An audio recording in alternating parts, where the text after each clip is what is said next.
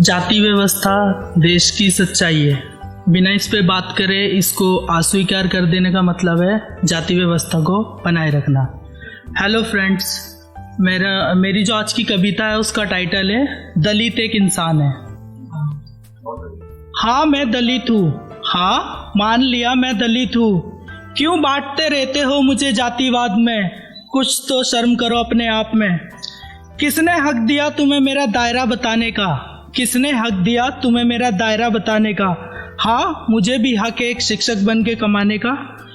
क्यों मुझे दूसरों की सेवा करने और गंदगी साफ करने के काम में लगाया जाता है, क्यों मुझे दूसरों की सेवा करने और गंदगी साफ करने के काम में लगाया जाता है, जबकि मैं जानता हूँ कि एक शिक्षक बनकर भी कमाया जाता है।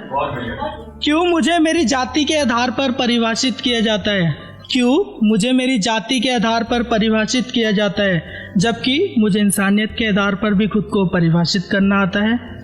क्यों मुझे मेरी छोटी जाति की वजह से मेरा बड़ा पद भी छोटा माना जाता है, क्यों मेरी छोटी जाति के वजह से मेरा बड़ा पद भी छोटा माना जाता है।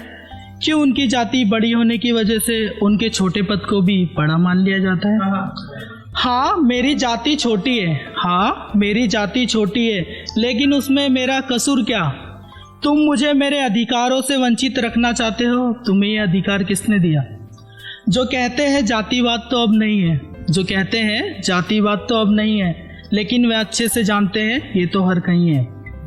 जातिवाद ने अपना मोड़ बदल लिया, जातिवाद ने अपना मोड़ बदल लिया, समाज से कम होकर सिस्टम में कर लिया। हाँ ये सच है, जातिवाद ने अपना मुख मोड़ लिया, समाज में असमानता और भेदभाव का शिकार बनाया, और जब हमने शिक्षा को अपना हथियार बनाया तो सिस्टम ने हमारी मेहनत का फल ना देकर हमें मूर्ख बनाया।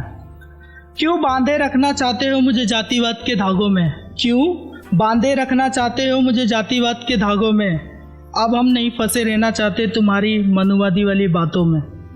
पता नहीं ये चंद कुर्सी के दीमकों ने क्या हालात पैदा कर दिए, पता नहीं ये चंद कुर्सी के दीमकों ने क्या हालात पैदा कर दिए, जातिवाद फैलाकर भेदभाव कर दिए।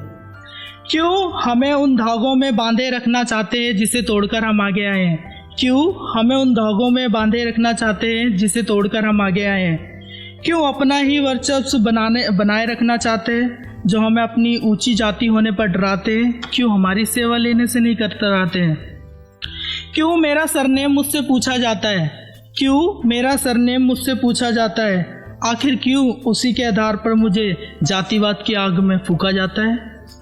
क्यों मुझे ही साफ सफाई के काम में लगाया जाता है, क्यों मुझे ही साफ सफाई के काम में लगाया जाता है, और कानून की जानकारी कम होने के अभाव में झूठे आरोपों में फंसाया जाता है। क्यों नहीं समझता ये समाज मेरी इन बातों को, क्यों नहीं समझता ये समाज मेरी इन बातों को।